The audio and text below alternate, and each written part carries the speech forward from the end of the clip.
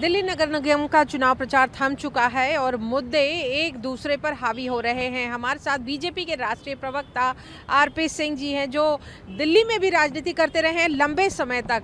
आपको क्या लगता है कि मुद्दों पर जनता देगी या फिर काम पर, किन बातों को लेकर? नहीं, हमने 15 साल में लोगों का काम किए हैं। कोरोना काल के अंदर हर घर से कूड़ा उठाने के लिए एमसीडी के लोग जाते थे। आज भी डेंगू हो, मलेरिया हो, उसकी चिंता एमसीडी के लोग करते हैं। दिल्ली में 1616 स्कूल चलाते हैं। आपकी जानकारी में होगा या नहीं होगा तो मैं बताता हूँ कि दिल्ली के अंदर जो एक लाजपत नगर का एमसीडी का स्कूल है, दुनिया के 10 अच्छे स्कूलों में गिना जाता है वो। और ये मैं नहीं कह रहा, आप गूगल मारिए, सर्च करिए, आपको पता लग जाएगा। दिल्ली के अंदर हम लोग प्रस्तुति केंद्र चलाते हैं। दिल्ली के अंदर निरंतर हम लोग हॉस्पिटल चलाते हैं, एमसीडी चले, परंतु हमारे पास प्रचार प्रसार के लिए पैसा नहीं है। हम पैसा लोगों के काम के लिए लगाते हैं, इसलिए दिल्ली की जनता काम के लिए काम के लिए वोट देगी, ना कि प्रचार प्रसार के लिए।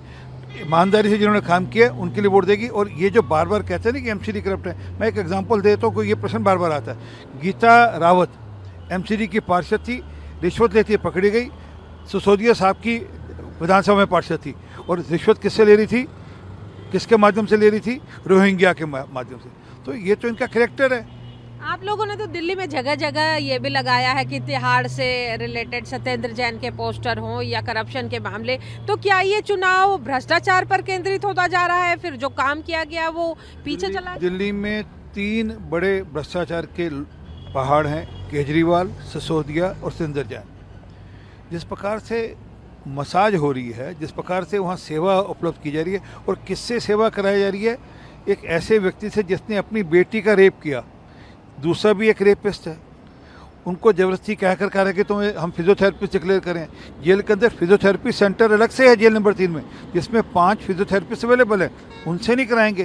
असल में क्या कि केजरीवाल साहब, सिसोदिया साहब और सत्येंद्र जैन के पास एक चाबी है, एक वॉल्ट की, एक खजाने की, जिसमें इन्होंने दारू से, जल बोर्ड से, स्कूलों की बिल्डिंगों से जो पैसा कमाया है उसमें रखा हुआ है।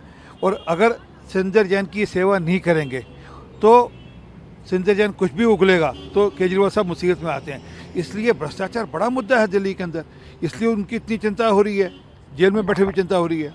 इतने सालों से एमसीडी है, क्या लगता नहीं कि एंटी इनकम्बेंसी भी है लोगों के बीच? नहीं, एंटी इनकम्बेंसी हर सरकार के बाद बन जाती, परंतु यहाँ पे प्रो इनकम्बेंसी भी है, क्योंकि हमारे लोगों ने काम किया है। मैंने अभी आपको ना गाना नहीं गाया पर काम किया है। और आज दिल्ली के लोग इस बात को रियलाइज़ कर रहे हैं कि आज दिल्ली के अंदर एक भी ढलाव नहीं है।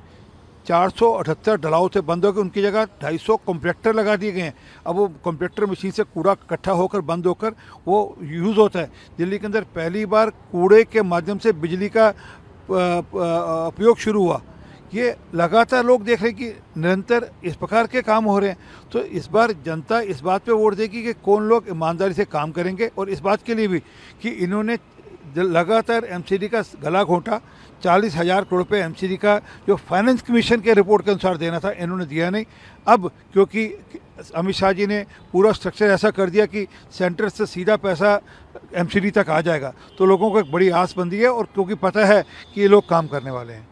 एमसीडी को लेकर आपस में तनातनी भी चलती रही, हमने देखा वेतन को लेकर, शिक्षा को लेकर दिल्ली सरकार, और इसमें जहां तक बात फ्रीबीज की है तो भारतीय जनता पार्टी हमेशा आरोप लगाती है कि फ्रीबीज बांटती है केजरीवाल की सरकार। लेकिन अब आप लोगों ने भी मुफ्त स्वास्थ्य सेवाओं से संबंधित कुछ की वो जो महंगे जांच होती हैं वो देंगे, तमाम चीज़ें देने की बात आखिर क्यों ज़रूरत है? नहीं, वो प्रधानमंत्री जी की जो आयुष्मान भारत की स्कीम, जिसको दिल्ली सरकार लागू नहीं करती, वो वैसी उसमें अवेलेबल हैं। जो दिल्ली सरकार आज लागू करते तो सबकी जरूरत ही नहीं पड़ेगी। 5 लाख तक का हेल्थ इंश्योरेंस हर व्यक्ति का दिल्ली के अंदर हो सकता है। उत्तराखंड सरकार ने कर रखा है, परंतु ये केजरीवाल साहब नहीं होने देते। इसलिए हमको चिंता करनी पड़ेगी। जो व्यक्ति चाहे अपने टेस्ट, जो बेसिक टेस्ट हैं वो कराना चाहे, उसके लिए चिंता करेंगे। और ऑलरेडी हमारे पास इस प्रकार के केंद्र हैं जो लोकल लेवल पर हैं, वो लगभग 173 है, उसको बढ़ाकर 500 कर, ताकि वहाँ पर लोगों की सब सुविधा हो। मोहल्ला क्लिनिक जैसे नहीं, यहाँ पर बच्चों को दवाई पिला दी जाती है और बच्चों की डेथ हो जाती है, बच्चों की हत्या कर दी जाती है, ऐसे वाले नहीं। यहाँ पर जनरली डॉक्टर्स होंगे, डॉक्टर लोगों का ट्रीटमेंट करेंगे।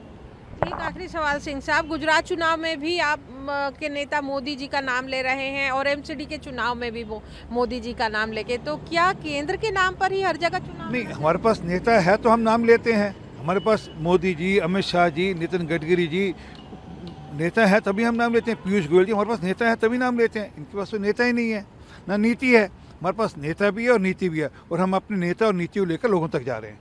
धन्यवाद ईटीवी भारत से बात करने के लिए। तो भारतीय जनता पार्टी का दावा है कि भले ही केजरीवाल की सरकार तमाम विज्ञापन और प्रचार कर ले, लेकिन वो अंदर खाने काम को लेकर वरीयता दे रहे हैं और काम के बहाने ही वो एक बार फिर से एमसीडी में आने का दम भर रहे हैं। ईटीवी भारत के लिए कैमरामैन संजय के साथ अनामिका रत्ना।